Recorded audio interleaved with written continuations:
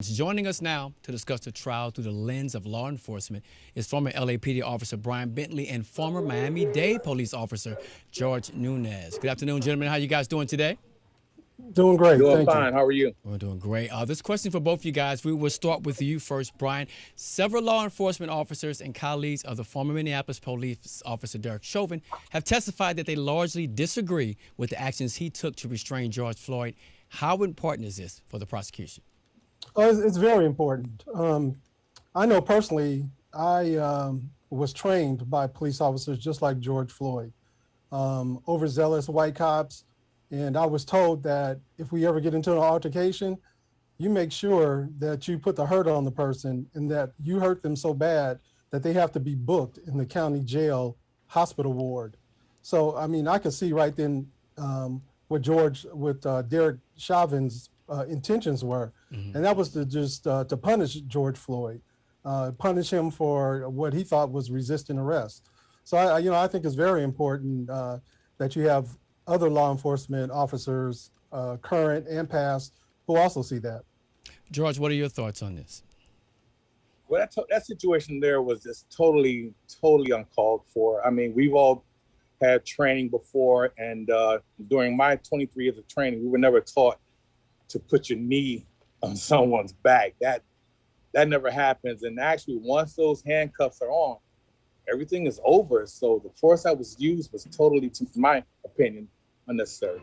George, we'll stay with you on this. As a former police officer, what are your thoughts on Derek Chauvin's actions against Floyd?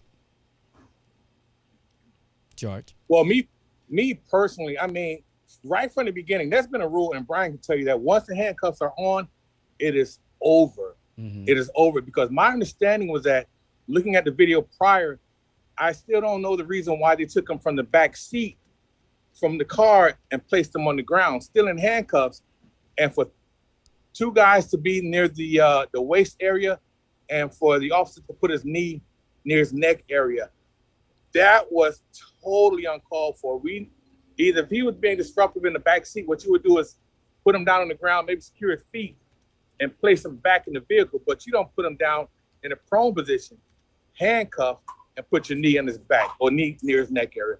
I've never seen that happen before in my life. You know, and Brian, your thoughts on that? Oh, I totally agree with. Mm-hmm. It was totally uncalled for, and it was wrong. It was criminal, and just imagine if you have a medical emergency and your hands are behind your back, and then someone puts you on your stomach, and then three guys get on top of you. Can you imagine how painful that is? How torturous that is.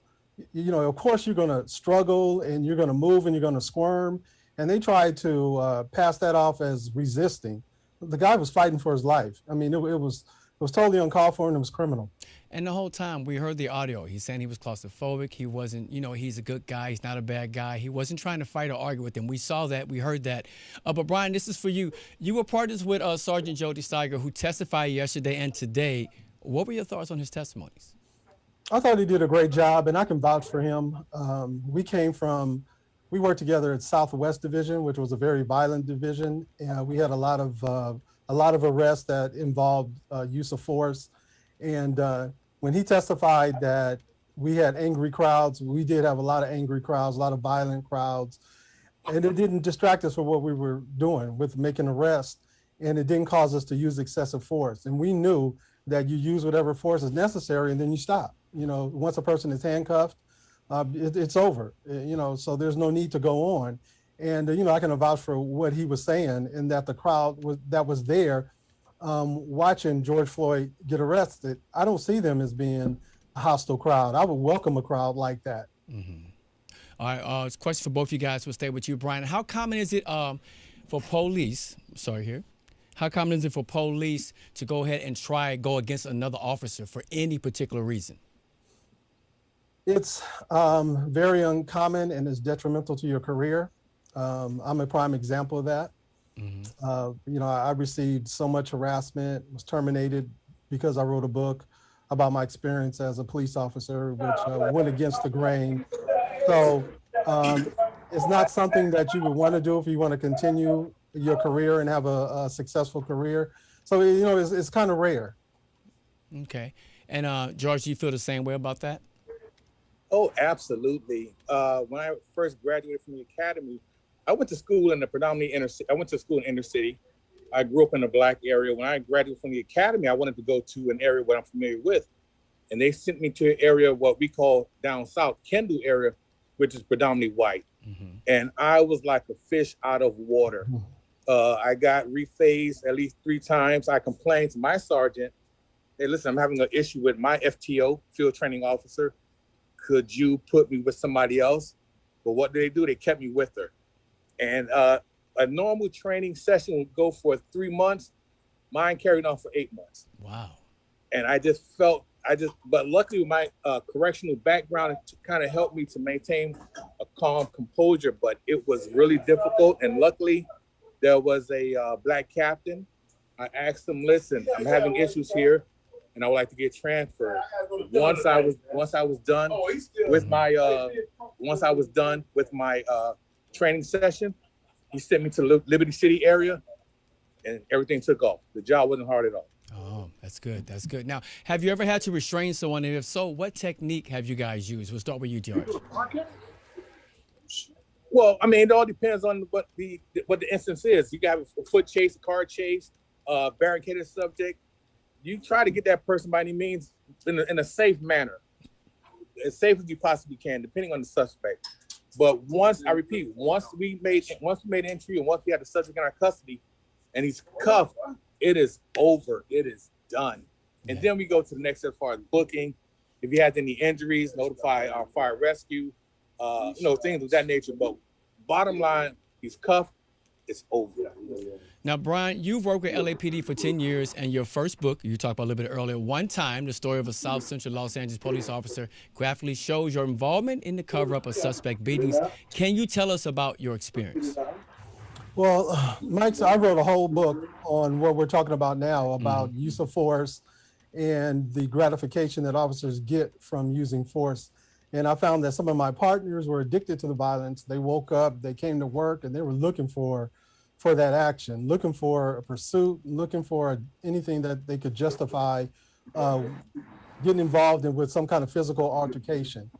And so my book is basically, I wrote about the mindset of police officers, of those police officers who consider themselves to be hunters of men, those men who, police officers who are consider themselves to be predators.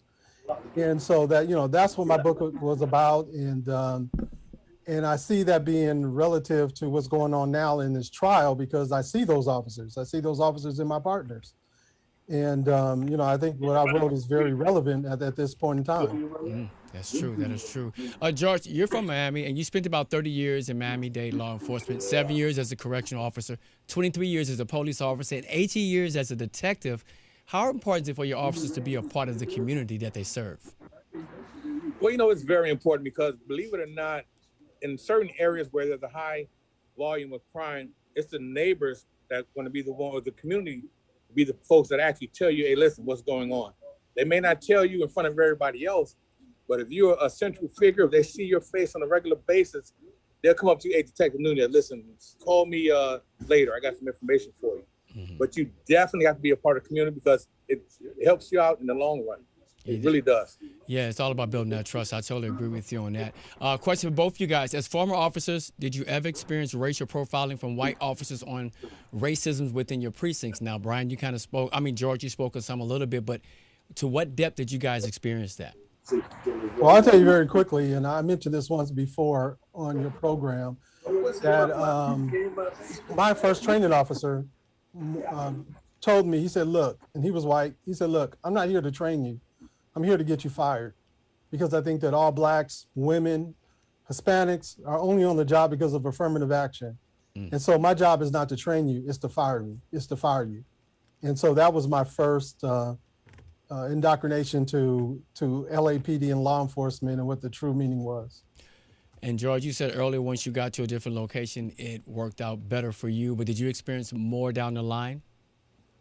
No, because the area that I went to was predominantly black. Okay. And we had a black major, we had a black sergeant, black lieutenant. So it didn't happen once I transferred to another station, because that station operated out of the inner city.